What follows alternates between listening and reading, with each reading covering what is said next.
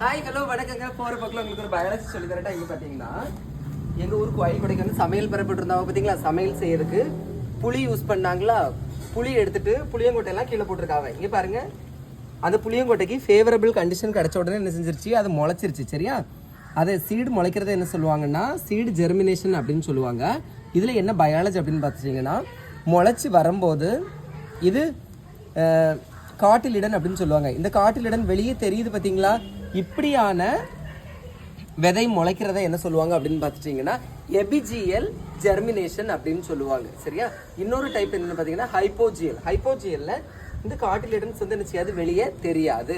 அது காட்டிலிடன்னா தமிழில் வந்து விதை இலை அப்படின்னு சொல்லுவாங்க. சரியா, அந்த விதை இலை வெளியே தெரிஞ்சிருச்சுன்னா அது எபிஜியல் ஜெர்மினேஷன் அப்படின்னு சொல்லுவாங்க. அடுத்த இன்னொரு பயாலஜி சொல்லி தரட்டா. இங்கே பாருங்க, இதில் எத்தனை காட்டிலிடன்ஸ் இருக்கு? 1 2. இந்த காட்டிலிடன்ஸை பேஸ் பண்ணி பிளான்ஸை வந்து 2 டைப்பாக பிரிப்பாங்க. ஒன்று வந்து மோனோ காட்டு, இன்னொன்று என்னது டை காட்டு. டைனா 2. அப்போ இந்த சீடில் எத்தனை இருக்குது? 2 காட்டிலிடன் இருக்கா. அப்போ இந்த செடி வந்து என்ன செடி? டை காட்டிலிடனை சேர்ந்தது. சரியா, புரிஞ்சிருக்கும்னு நினைக்கிறேங்க. பிடிச்சிருந்தா லைக் பண்ணுங்கள். தேங்க்யூ.